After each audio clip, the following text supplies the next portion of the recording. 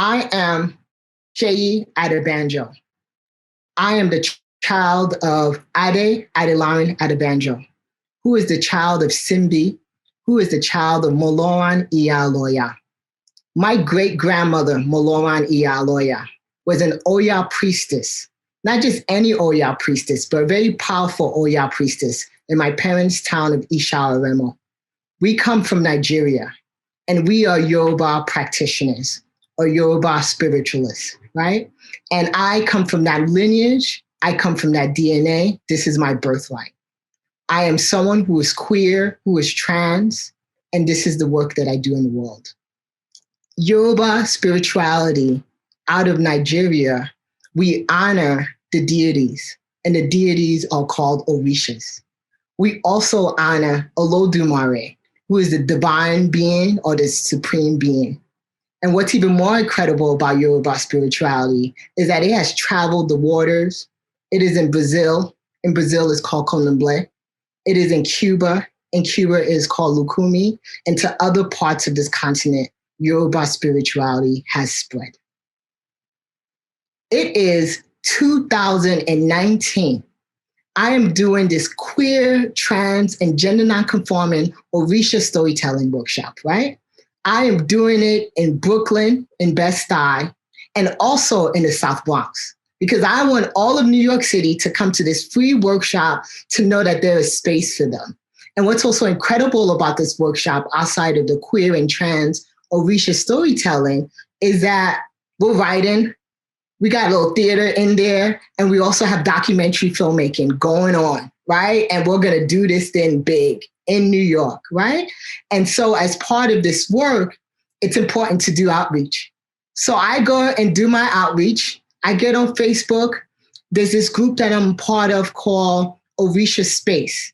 I post about this very queer and trans and LGBT workshop that I am doing about the Orishas so that people can come up and sign up for this event. Super excited, go back there a couple days later to check into who said yes. What do I find? I've been banned. These folks have told me that I do not have the right to exist. They've told me we don't have the right to exist and that there is no space for queer and trans Orisha practitioners. I sit with that and I have to choose. Do I come out even more so that this space can be here?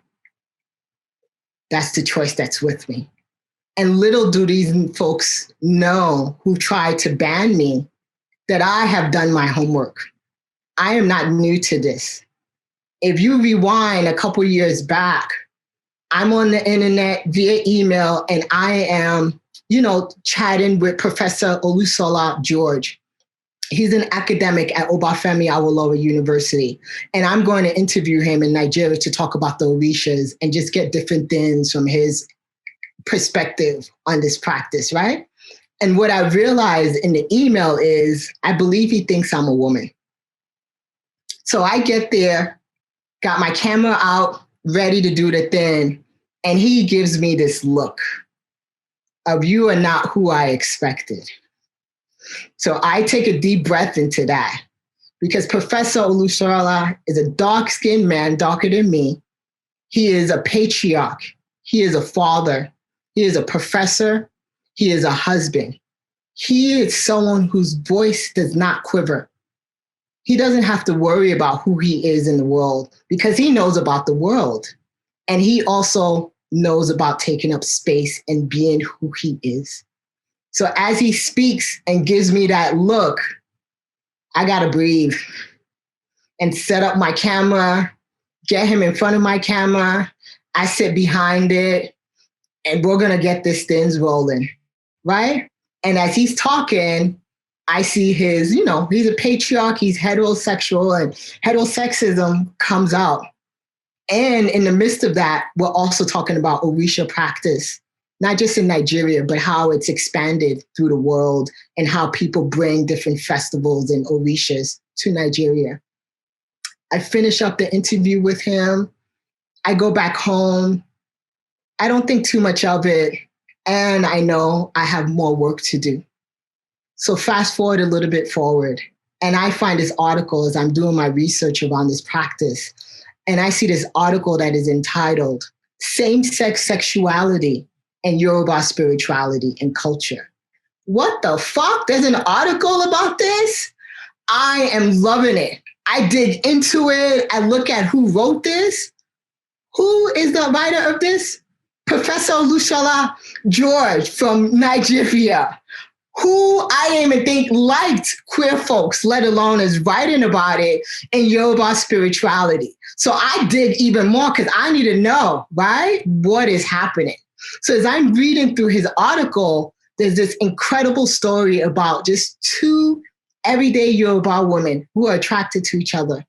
One of their names is Lafun, and the other woman's name is Orufeka.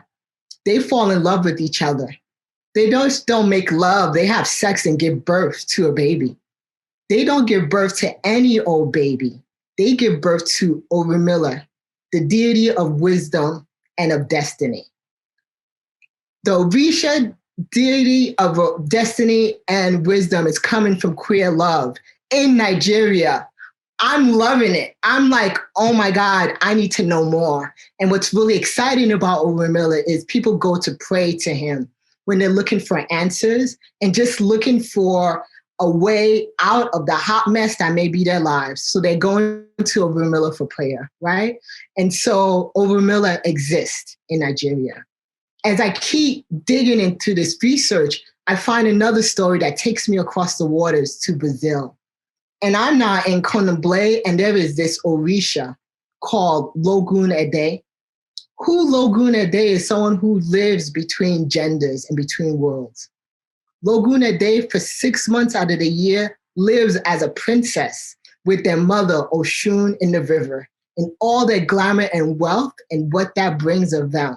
For the other 6 months, they live as a prince with their father, Ogun, in the forest, just being their full selves.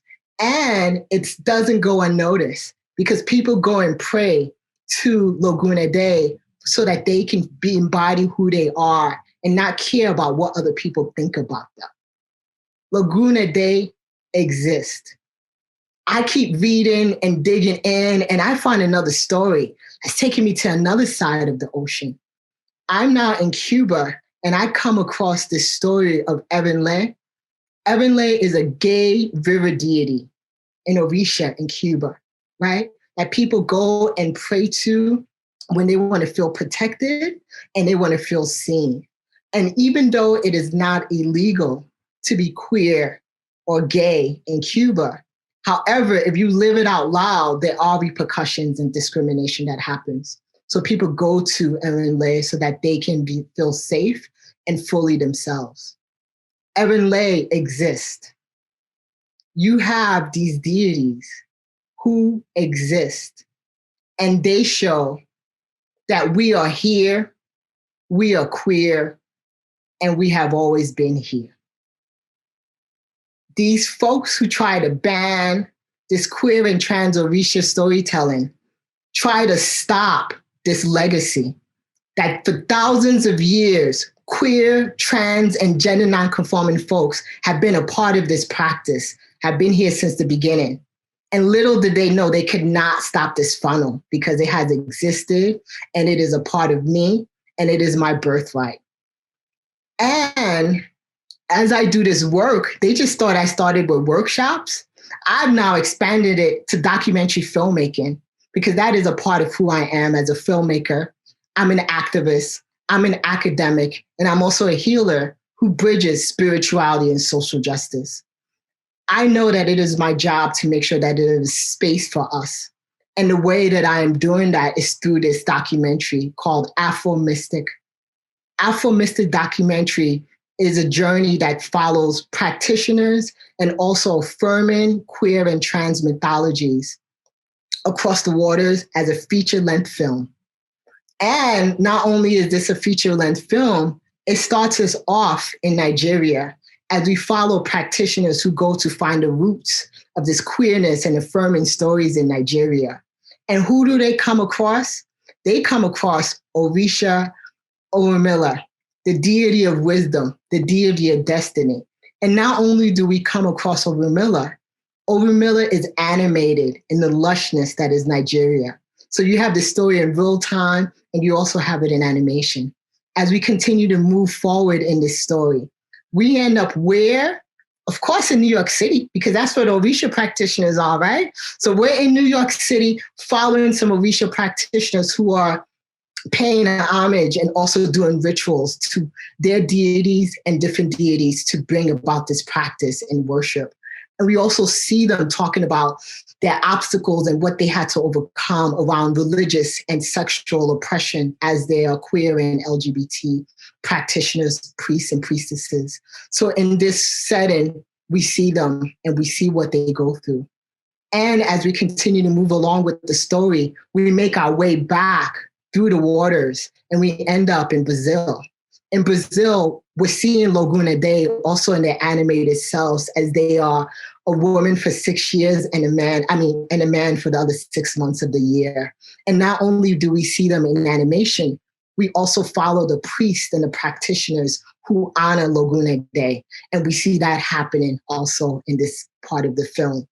And we take one more stop. We can't not keep going. We end up in Cuba as we witness Evan Lay in their animated selves, and also the practitioners who are organizing and praying for liberation in Cuba.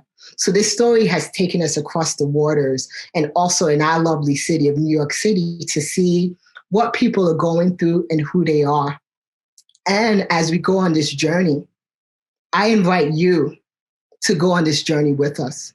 Whether you are an LGBTQ faith practitioner in Orisha, whether you are a practitioner in Islam, where there are stories of same-sex sexualities that exist, stories of marriage, whether you are someone who's Christian and you honor deities that affirm you, or you are someone who's not sure about faith, but you want to know more about your place in this world and how it's being told in stories and other practices.